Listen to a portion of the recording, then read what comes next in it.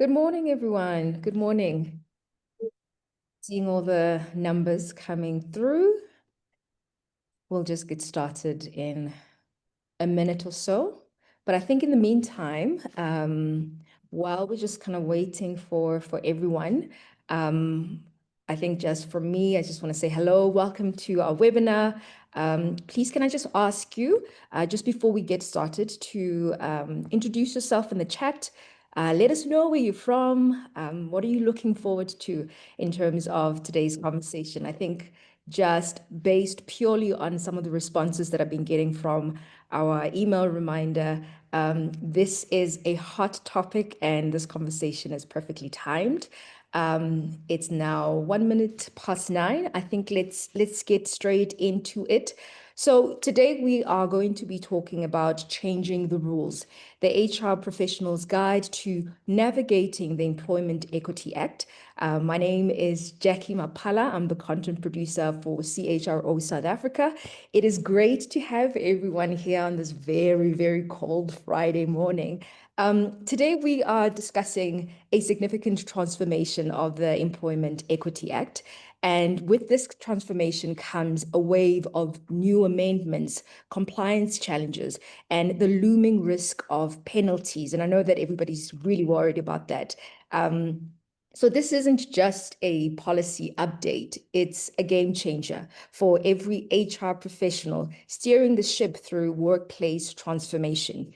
It is my pleasure to introduce our partner in this webinar. These guys are the ones that made this possible. I'm talking about BEE 123, and I am going to be handing over to our expert for today, but let me introduce him anyways. I have Saul Simonobit, who is the Director for Strategic Innovation. So Saul is going to provide a comprehensive understanding of how you as an HR professional can easily navigate the employment equity chat. So again, please share your comments, share your questions in our chat so that when Saul is done with his presentation for today, he can basically answer it.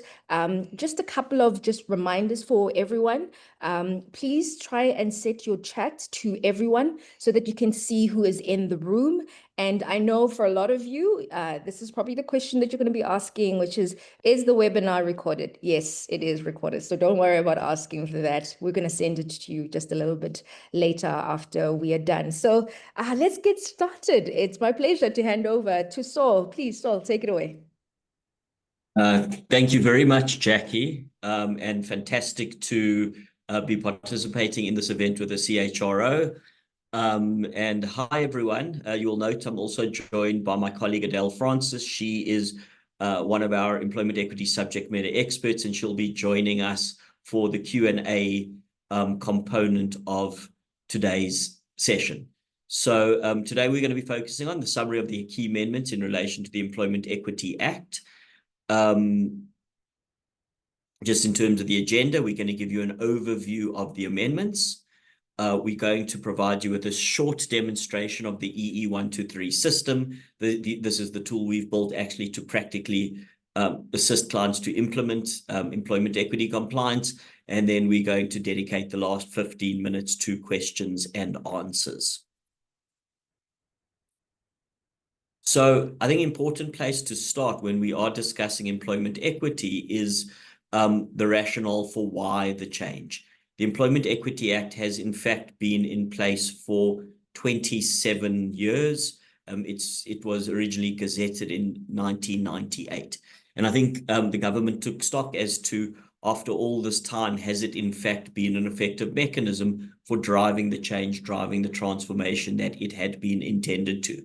And if you look at some research that was done, that between 2001 and 2023, and let's look at top management, what you can see was that in 2001, the African population group constituted 6% of top management.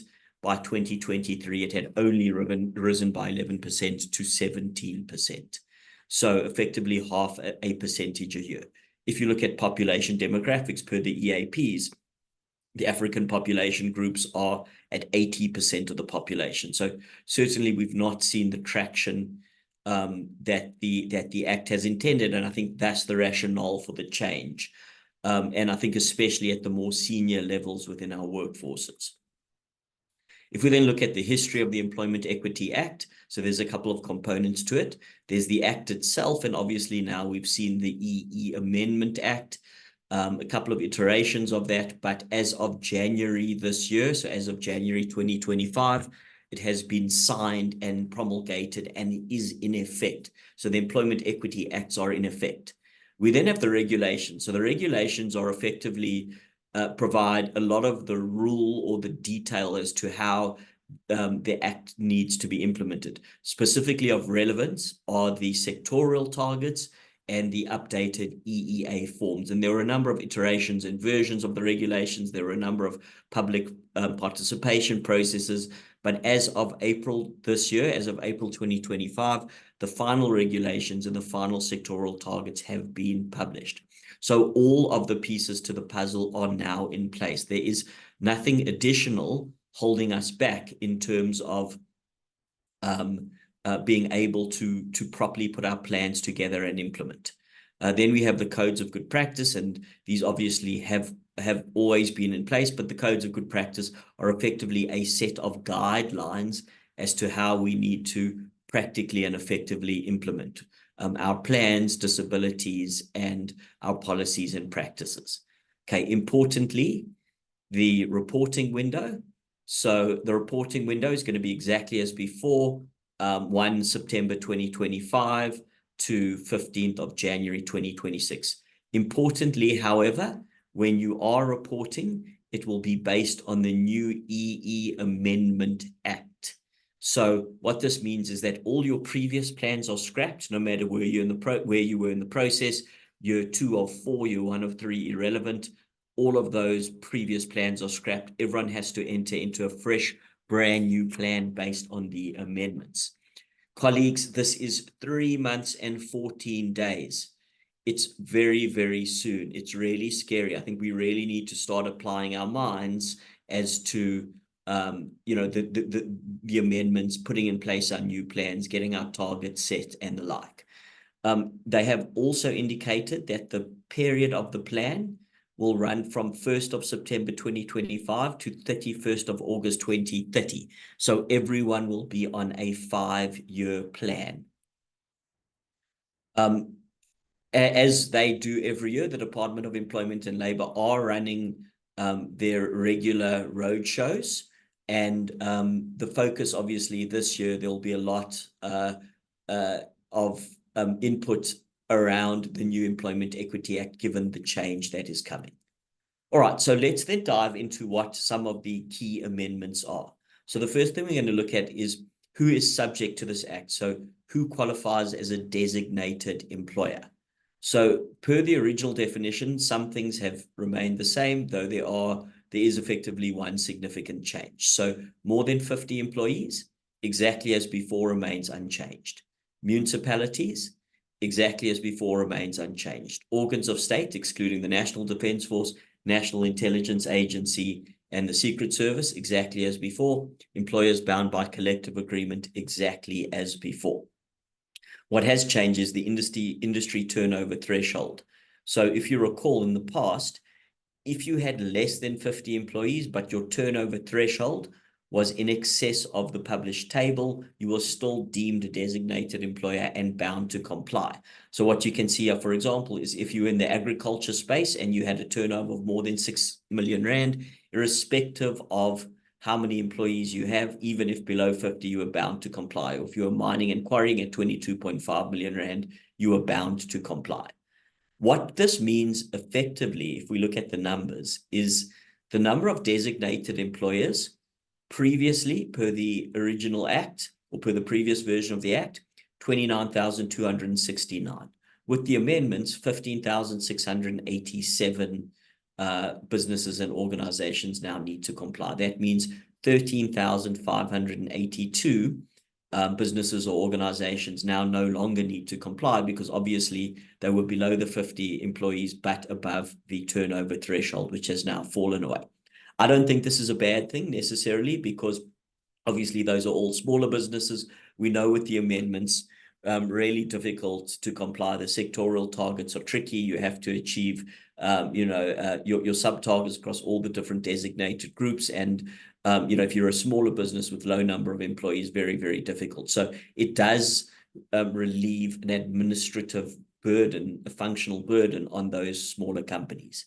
If you look at the number of employees covered, however, and still fall under the protection or ambit of this act, that hasn't dropped dramatically. So it's now it was at 7.7 million, it's now about 7.35 million. So about 340,000 employees only have fallen off. So the majority of South African employees still fall within its ambit and protection. Then just to look at the definition of designated groups. So this has remained unchanged as before. The definition of Black people, same as per the codes of good practice. African, Indian, colored people who are South African citizens by birth, descent, naturalization. It does include women, which includes white females. Obviously, this is one of the difference between the BEE codes and people with disabilities, which does include white males, also one of the slight differences with the codes of good practice. So designated groups remain exactly unchanged. Occupational levels, equally unchanged. The simplified classification, top, senior, middle, junior, management, semi-skilled and unskilled employees. We still need to assess our workforce and ensure that we are appropriately represented across those different groupings. And we've just included the technical EE classification. An interesting evolution is consolidated reporting. So there are many businesses in South Africa that are larger businesses that operate in the context of group companies, and they are able to select whether either to report as individual businesses or as a consolidated business where collectively they would submit a single employment equity plan. That remains in place. However, the legislation states that if you submit a consolidated employment equity plan below which there are registered entities, you have to ensure that each of those registered entities have their own plan. So they would need their own EEA 12, EEA 13, and their own subcommittees. Obviously, they would not submit their own EEA 2s and 4s because the reporting entity would submit those on behalf of the group as a consolidated collective. And you have to have a consistent methodology for reporting in relation to each of those entities. I'll show you later how our system caters to this. Then the sectoral targets. So this is obviously, I would say, probably the key amendment and the key area of change that we are going to find with the Amendment Act. Per the original act, businesses had the discretion to set their own targets and goals. Obviously, there were guidelines in terms of EAPs and the like, but largely businesses, as I say, had the discretion to set their own targets and goals. There was a large degree of flexibility. With the Amendment Act, that has now fallen away entirely. So effectively, as at 2030, the ministerial targets, which will define what your company's workforce needs to look like. So in the regulations, we find these ministerial targets. They are sector specific. There are 18 of them. I'll go through the 18 versions, but effectively the composition of your workforce will be defined and dictated by these sectoral targets, and your workforce, you must have achieved those targets by 2030. Importantly, the final sectoral targets per the regulations that were published in April are unchanged from the version in February. Okay, so going forward, we have no discretion on the goal, and they've also specified that your snapshot date for reporting is the 31st of August 2025. So that will be the baseline date in relation to which those targets are then set and from which you need to achieve those sectoral targets as at 2030. What about the interim periods between 2025 and 2029, where you'd have your year-on-year targets? So here, businesses will have the discretion still to set your own year-on-year target. So how you're going to go from point A, which is your current snapshot, to point B, which is your the 2030 targets as defined by the minister. The roadmap to get there year on year will be will be set by businesses themselves. However, you have to be realistic in terms of how you set those year-on-year targets. It can't be, for example, that you currently have 7 African female middle managers, and per the sectoral targets, you ultimately need to have 26. Can't be that you go from 7 to 8 to 9 to 10, and then all of a sudden in year 5 from 10 to 26. That's a hockey stick curve. When they are looking at your plans, the department are not going to deem those as valid, and you have to show reasonable progress year on year. So these are the 18 sectors that we had specified.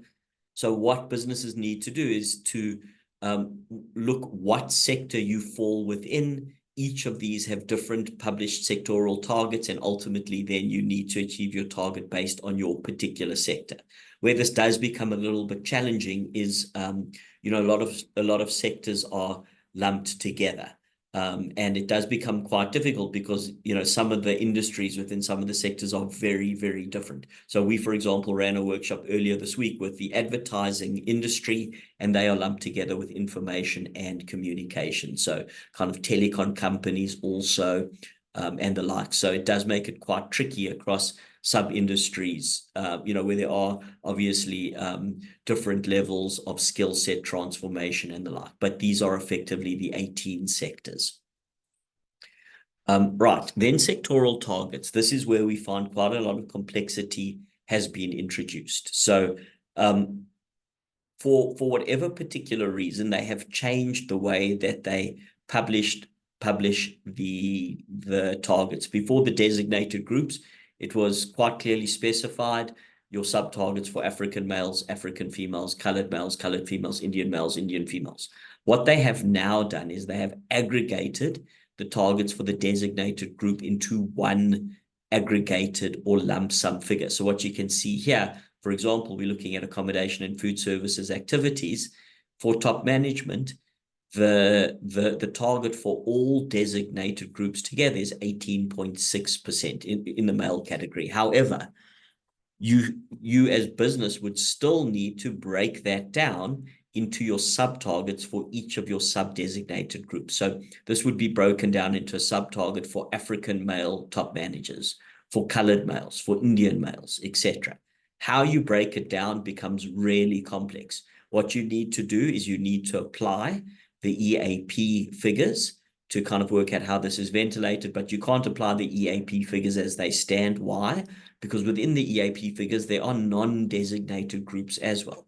So you have to adjust the EAP targets, stripping out non-designated groups, and then, of course, do a readjustment and recalculation to work out how this 18.6% is broken down. So it really does become quite complex. I'll show you within our system later. We will do that seamlessly and do those calculations automatically.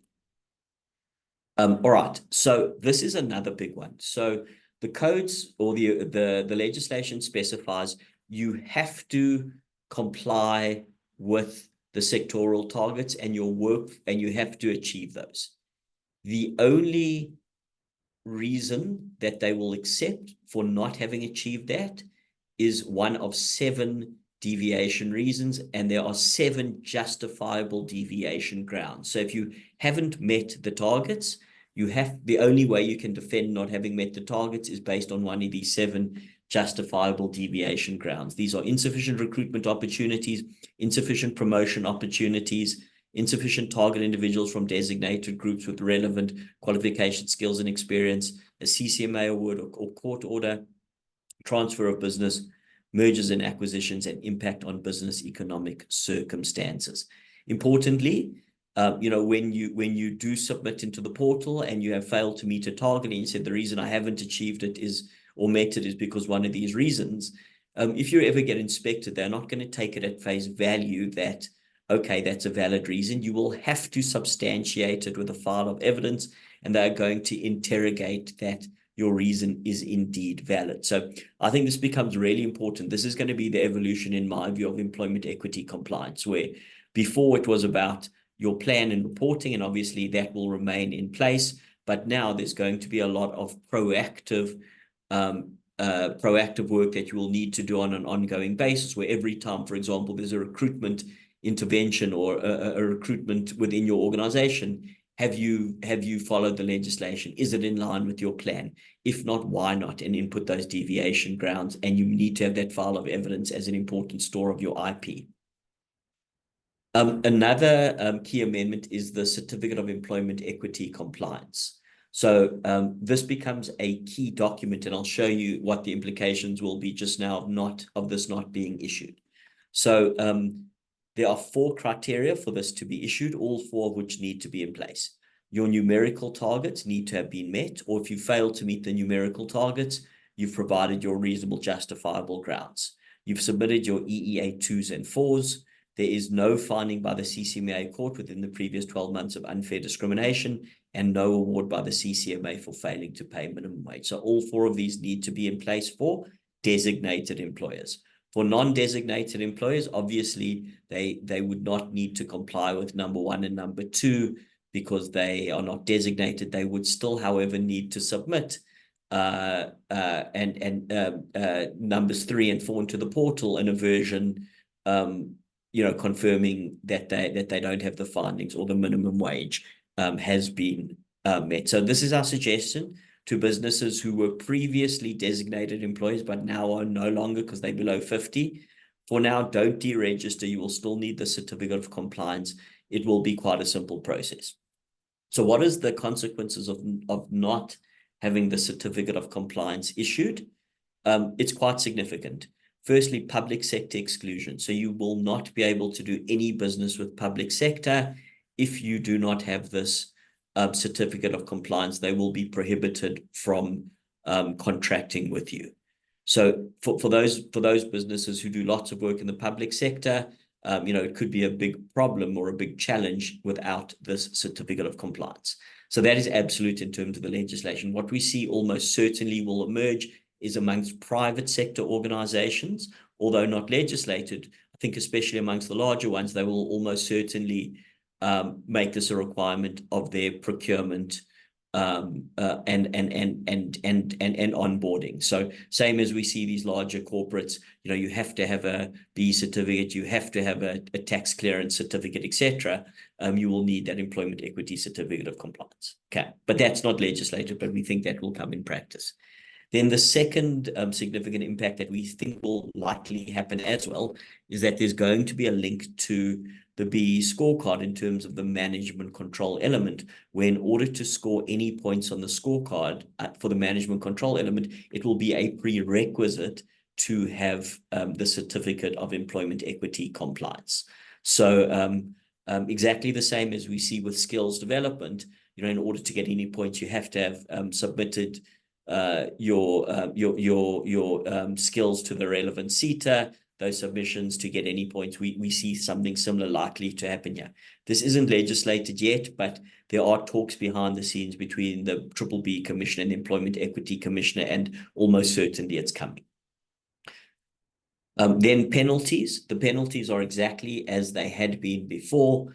2% for 2% of turnover for non-previous contraventions, and 10% of turnover for previous contraventions. This is significant. So whilst these penalties haven't changed, I think a couple of things. One, compliance will be a lot harder. So you are at greater risk of the penalties being imposed. I do think there's going to be a lot more scrutiny equally by the department. One, because the number of entities that they oversee has halved. And secondly, they are significantly upping their manpower in order to be able to inspect more. And thirdly, I think with the amendments, it's going to be a bigger focus on ensuring that South African businesses are actually now compliant.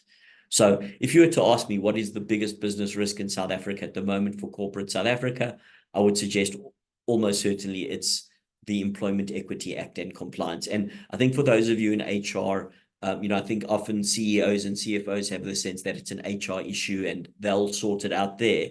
If it's not properly managed and there isn't proper compliance, the consequence for the business, the commercial consequences for the business are very real, very significant.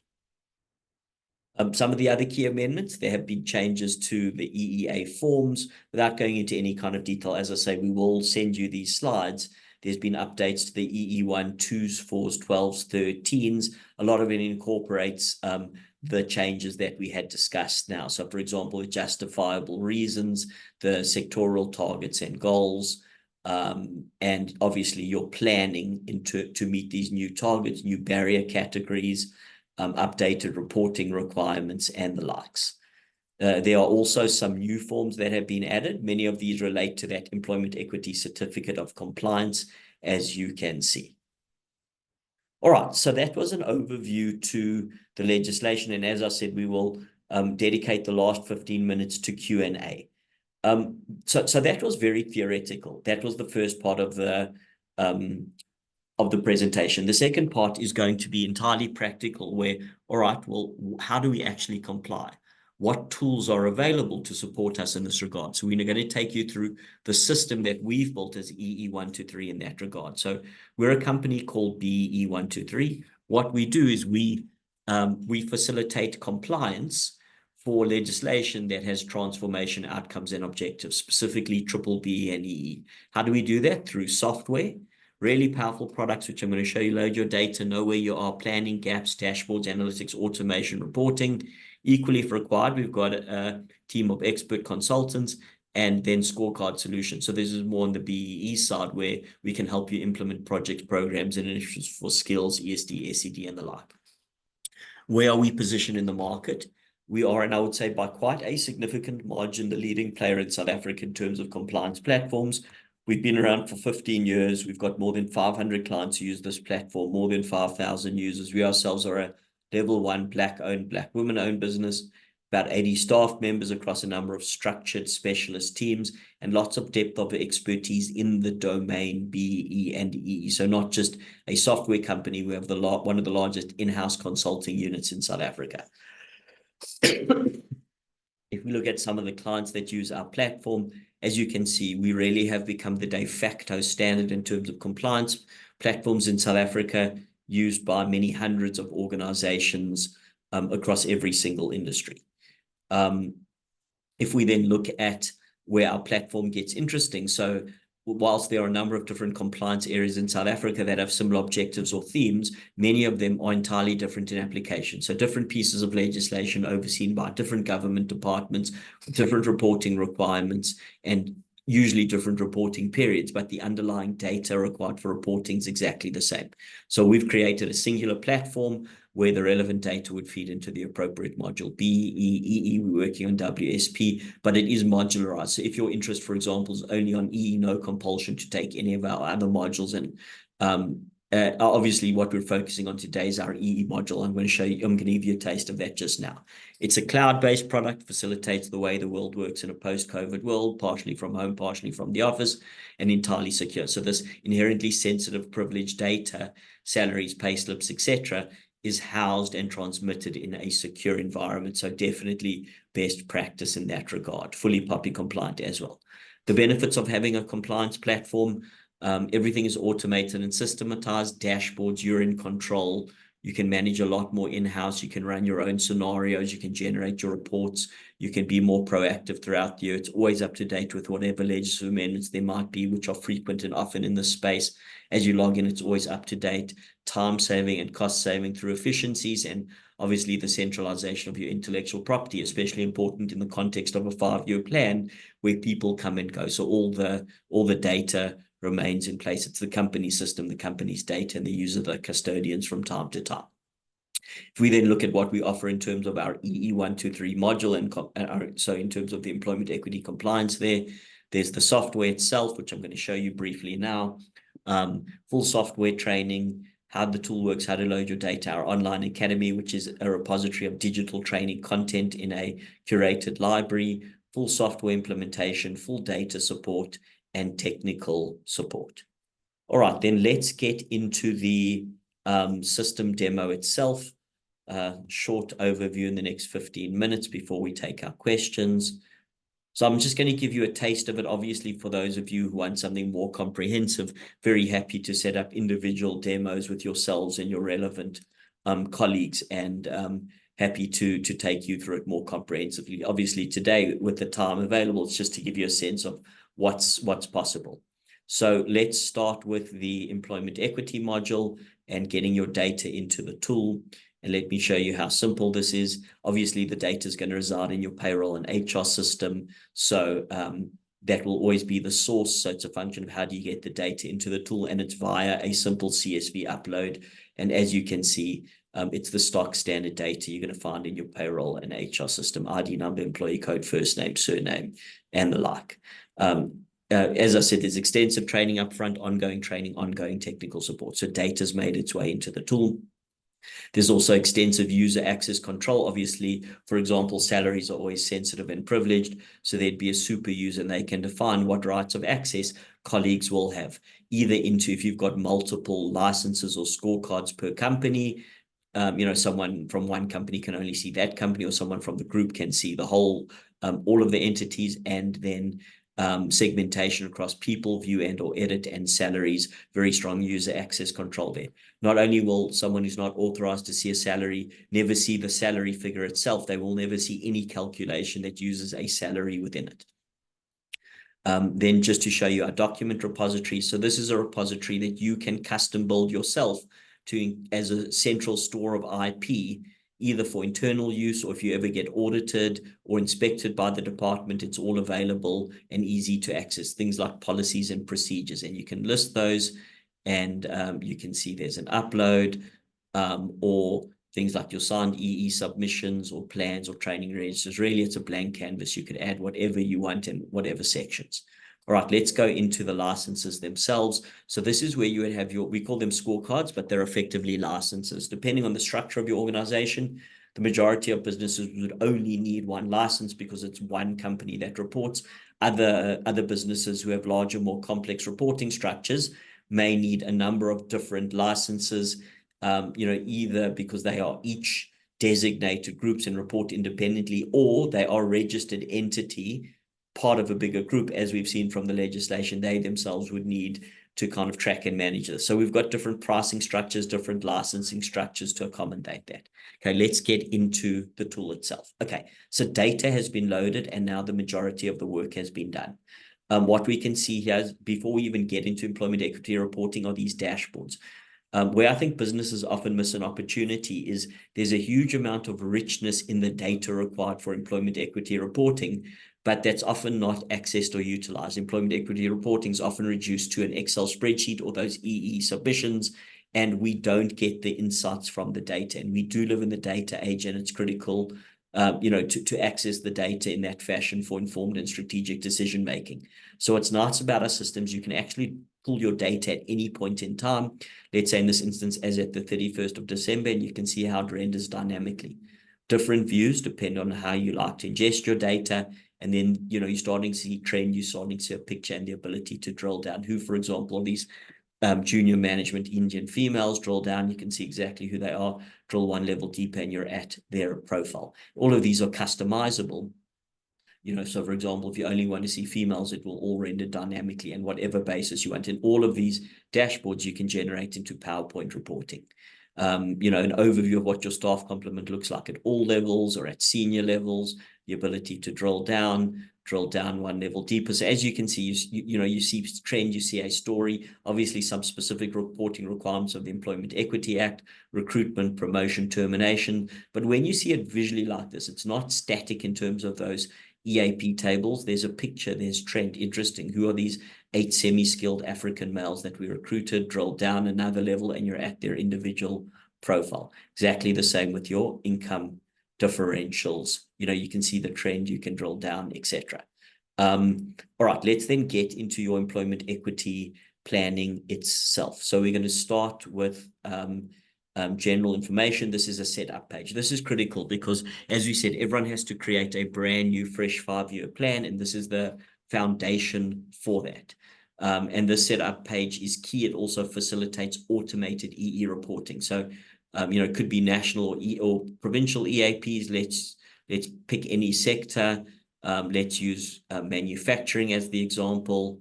And then, obviously the rest of this is set up. You'd fill it all in. It will facilitate automated reporting. And let's then start with our planning. So you could start with your objectives. In terms of your objectives, very easy to add those objectives. As you can see, you just click a button. I'll show you an objective I've already created. It's your own objective. What's the description? You can add notes. You can attach files. And you've got a nice, neat, consolidated visual set of objectives, which will feed into your EE reporting. Very similar with barriers. Obviously, the key difference with barriers are there are predefined barrier categories in the legislation. So we've created those as a drop-down, and you'd select what the categories, policy, procedure, practice. As before, you can see the detail, what needs to be done by whom, by when. There's notes that you can make. There's file attachments that you can create. Nice, neat, consolidated set of barriers feeds into your EEA2s. Okay, this is your big one. This is the big one, your numerical targets and goals. So as you can see here, we're in manufacturing and the national EAPs. Let's then use, this is where you're actually setting your plan, your numerical targets and goals. So let's use middle management as the example. What you can see here from the data that we've loaded is that we have 71 middle managers currently in our organization, 14 of whom are African males, which means 19.7% of middle managers are African males. No colored males, 3 Indian males, 4.2%, etc. If you want to know who these African males are, as an example, just drill down and it's quick and easy to access that. Okay, then remember we talked about that very complex sectoral target calculation. So our system does that automatically, and it will calculate for you that your percentage requirement for African male middle managers ultimately, so by the end of 2030, is 35.2%. But as we know, percentage targets are not the issue. We don't report on the basis of percentage targets. We report based on the basis of headcount number. So what our system will do here is it will reverse engineer that percentage into the headcount number for your particular business. So in this instance, you can see we ultimately need 25 African male middle managers by 2030. The system also tracks where you are relative to that. So you're 11 short. If you're behind, it's in red. If you're overrepresented, it's in orange. If you're on par, it's in green. What you can now do, set your plan. So we know we're currently on 14. We need to get to 25. You can then go to your year 5 target and say, all right, well, let's set this at 25.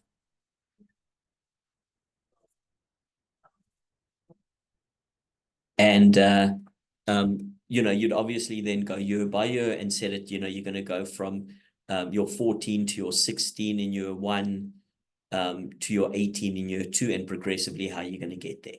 Then remember we talked about the 7 deviation reasons.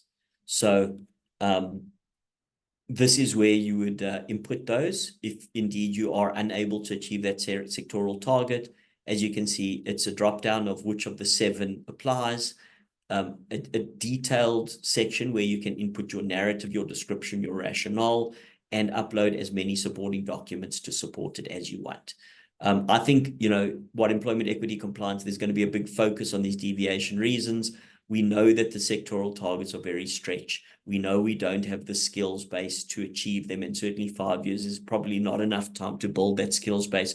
And we know that our economy is not growing sufficiently to achieve it. So in many instances, we are going to need to defend the lack of meeting the targets and goals via the deviation reasons. And this is where the tool becomes so valuable. It's an ongoing employment equity management system, and all your IP is stored.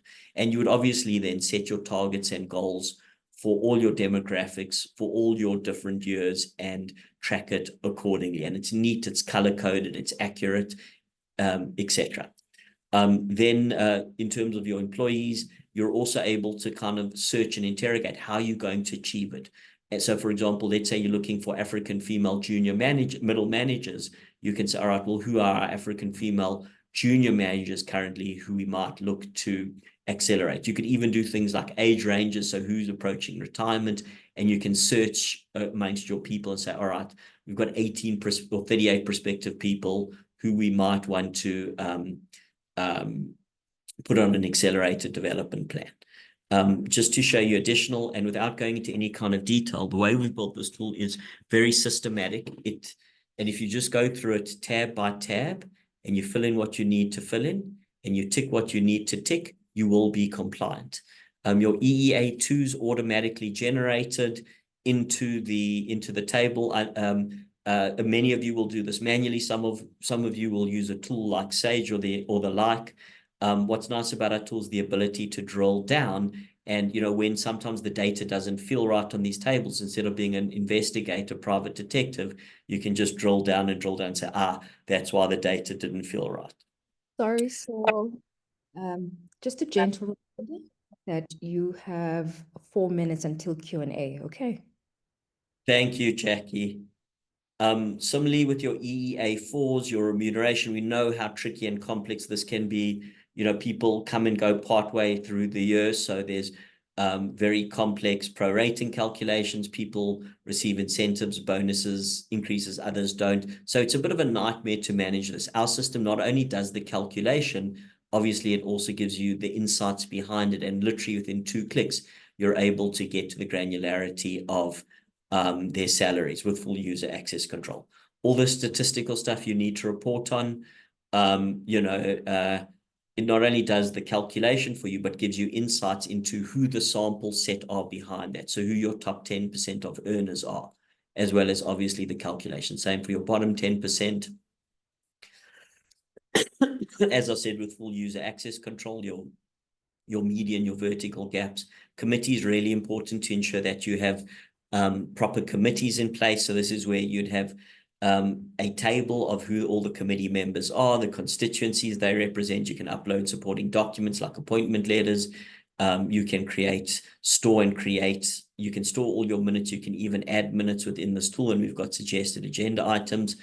Finally, your reporting. So this is where you'd be able to report in full your EEA 2/4s, 12s, and 13s. Let me show you the 2. This can be in PDF or Word. Let's just do this in PDF. So this reporting often takes a good number of days. It's very finicky work. It's very complex work. Even, for example, if you use one of the payroll and HR systems to generate it, it's only going to be partial because they only have the numerical data. They have none of the qualitative stuff. So that was literally 5 seconds. You can see it reports exactly in the format of the Department of Employment and Labor. Everything is auto-populated, no human error, and the like. And as I said, it's not only the numerical data, it's the qualitative stuff. So that's our EE module. Lastly, as a subscriber to the B123 system, you also get access to our community platform, the forum. So here's where, for example, there would be latest BE and EE news. So anything transformation related, if you want to keep up to date with it, we have numerous articles that we are virtually loading daily, as you can see, and it gives you access to those. All the legislation in one place, so you don't have to trawl the department's website. You don't have to Google it. As you can see here, fully curated and indexed, and other HR-related legislation. And if you want to see any of the source legislation, literally in a click, you're at the source legislation. We've got our academy where we've got digital training content. We've got software updates, so whenever there's new functionality we've built, or just as a bulletin board, it's there and available. So we'd love to give you guys who are interested a more comprehensive demo of the system. We will send out some forms afterwards if you're interested. We are running a special offer via the CHRO for having joined this webinar, where we will give you a 10% discount, subject to T's and C's. But so we'd love to engage with you further. So if any of your interest, reach out to us separately after the event. We will send around a form. But that's this component of the webinar, and we will use the last 15 minutes for Adele and I to answer any questions or answers you may have, either on the legislation or on the system. Thank you. Thank you so much, Saul. That was really fantastic. And obviously, thank you everybody who joining us today for sharing your questions on the chat. So if for whatever reason we are not able to cover your questions, probably because maybe 50 minutes might not be enough, we will share those questions with Saul and he will get in touch with you and answer some of those questions. Our team has been working behind the scenes to obviously capture every question that has been on the chat. So first question, Saul, comes from Khanyisile Mabaso from Gauteng Gambling Board, but I think you might have covered this. He says she just wanted understanding in the changes impacting, at least the changes, including the impact of the recent court case in the changes. I'm not really sure what just Kanyisile is referring to. So Gauteng Gambling Board, Khanyisile, our offices are literally next door yours. We are neighbors. Please come and visit us and say hello. So there is a court case ongoing at the moment with the DA, the Democratic Alliance.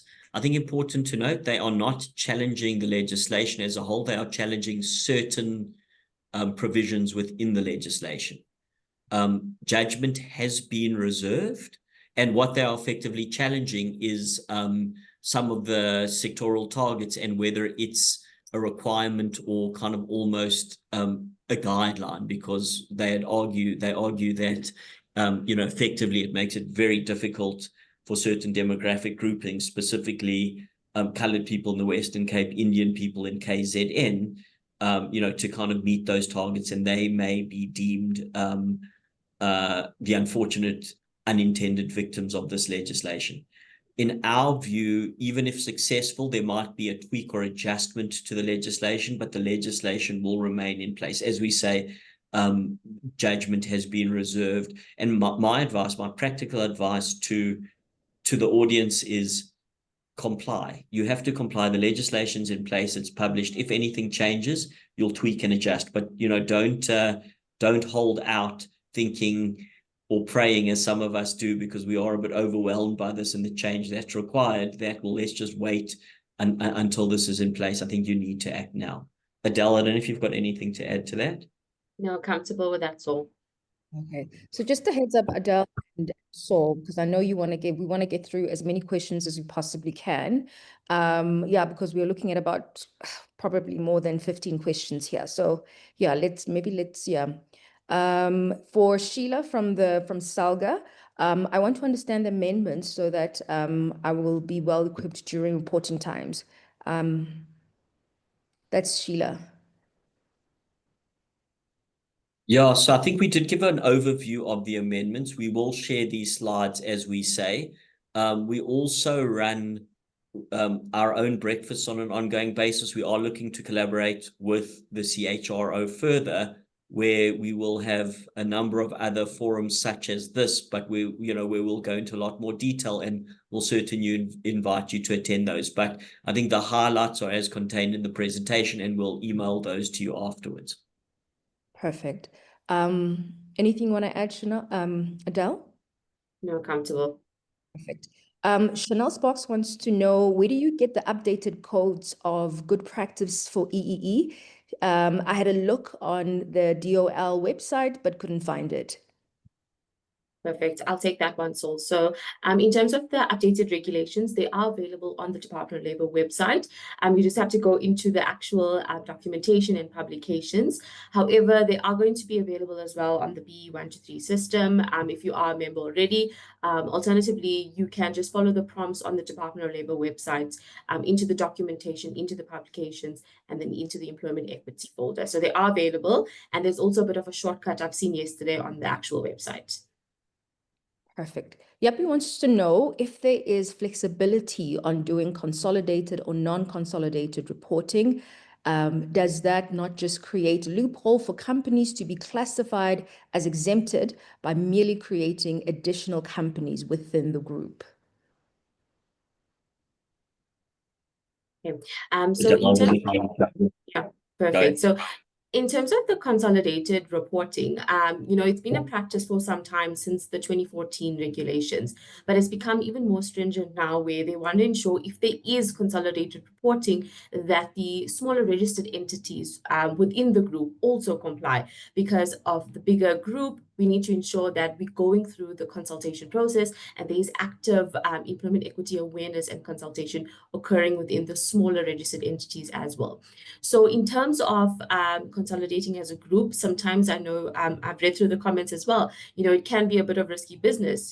Do companies now then segregate and create now smaller companies to avoid reporting? And I think that's something that's very important that will come about as we see the inspections that will be taking place. So were you over 50 employees? Did you create entities to avoid or contravene the employment equity compliance? So I think it is important that we continue, if we are consolidating a report, that we continue the consultative process and the compliance journeys within all of the registered entities to ensure that there is conclusive employment equity compliance, and to avoid getting into separating entities, creating smaller divisions, because the Department of Labour inspectors will interrogate the information, they will interrogate the history, and if found guilty, there is obviously very severe fines and penalties. So I don't know if you want to add anything to that. Yeah, and I think if you split out your businesses and create these very small micro entities purely to fall below within the threshold reporting, you might fall within the realms of fronting and fraud, as we find within the BBBE Act. So I think that might be an evolution. Similarly, you cannot create these smaller entities below the exemption threshold purely for BEE purposes. I think you could apply a common principle there too. Excellent. We've got a question from an anonymous attendee. Are white males with disabilities who are of foreign descent, i.e., SA permanent residency, but not SA citizens, included or excluded in the Act? Perfect. Thanks, Jackie. So in terms of the definition of designated employees, Saul took us through the definition and the prerequisites for one that may fall within that. And unfortunately, we find ourselves in a space where all foreign nationals are excluded from the definition, whether they're disabled white males, whether they're females that are foreign, they are excluded from the definition of designated employees. So they will not count, unfortunately. Okay. Yoti Singh wants to know, are the EAP targets still the same? Please share. Okay, so I'll take this one if you don't mind. The EAP targets are often updated on an annual basis when the Commission for Employment Equity releases their CE report, alongside, of course, Stats SA that provides this detail. So we haven't seen an updated CE report. It's the last 24th report that we have. So once that becomes available, then of course the EAP targets then will be updated to incorporate the new statistics.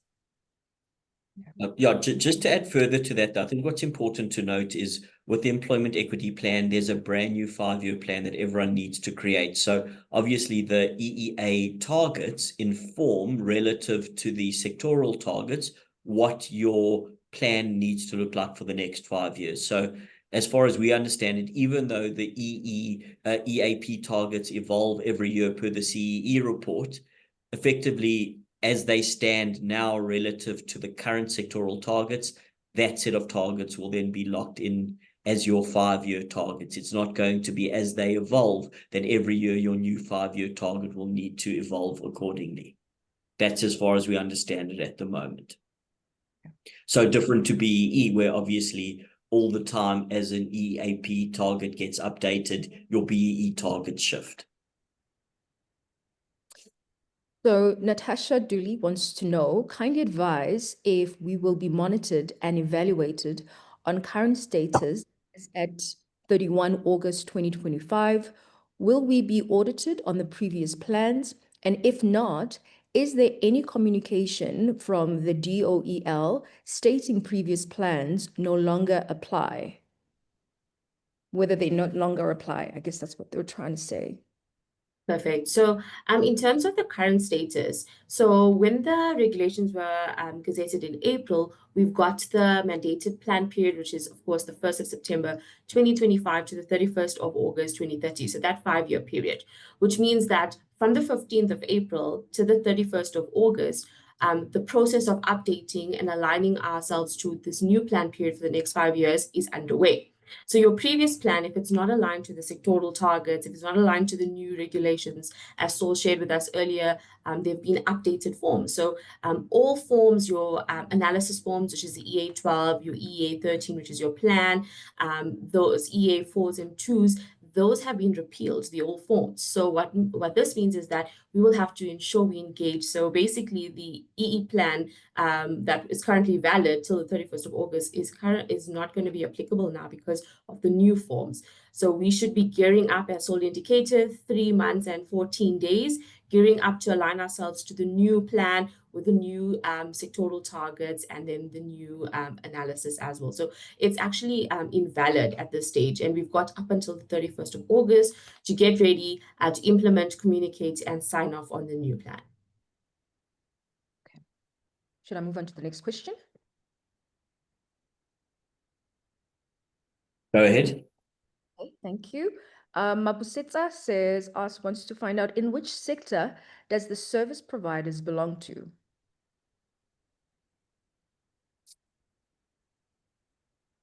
Okay, so I'll take that one. In terms of the new forms that have been applied with the new regulations, there's a form called the EA17. So one would utilize that form to ensure that they can align themselves to the most appropriate sector. I think Saul's looking for that slide now in the 18 sectors. So you can utilize the EA17, which gives a nice detailed breakdown of even sub industries and sectors to align yourself to one of the 18 sectors. Pinky, sorry, beg your pardon. Pinky Munye wants to know, will the EE matter that we heard, will the EE matter that was heard in the court last week, verdict, have an impact on the implementation of these regulations? Okay, so part of the request for the certificate of compliance that a designated employer or non-designated employer will have to comply with to receive the certificate of compliance is to ensure that there's no finding by the CCMA or the Labour Court within the previous 12 months of unfair discrimination. So if it is obviously within the last previous 12 months, then of course that will prohibit one from achieving the requirements for the certificate of compliance. I think they might be asking about the DA case. Is it the DA case? Okay, so in terms of the DA case, there hasn't been any judgment that has been passed yet, and I think the department and obviously has challenged this, so we are still awaiting to hear the way forward on that. So I think keep abreast with the media, with updated legislation, with updated platforms, because it is a hot topic as well. So I'm sure there will be a release on the finding on the way forward. And I think Saul alluded to earlier as well, it is not the entire legislation that they are contending. It's, of course, just parts of the legislation, specifically as well around the sectoral targets. Lucinda wants to know, must we request employees to complete the updated EEA1 forms? Perfect. So yes, with the repeal of the 2014 regulations, the 15th of April's regulations are now the new applied forms. So all EA1 forms previously applied is now no longer applicable. And that's because there's been additions to the EA1, which is a employee declaration. So confirming race, gender, whether one has a disability, and of course, a new aspect that we see is reasonable accommodation. So if an employee does disclose a disability, they will have to also complete the section of whether the employer has provided reasonable accommodation. So this, we always advise, roll out a staff awareness, also bringing much awareness to the new amendments, to the new definitions, and also to encourage employees to disclose. And, you're going to capture accurate data, which will inform your consultative process with more accurate information. Okay, so it looks like we've come to the end.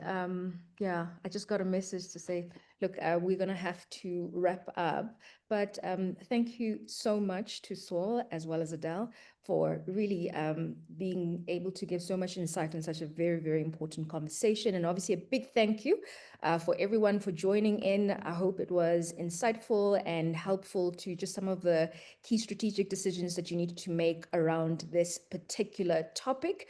Remember, we're going to share the recording with you, so you're going to be able to recap this particular conversation we had. So again, a big, big, big, big thank you. Okay, thank you so much.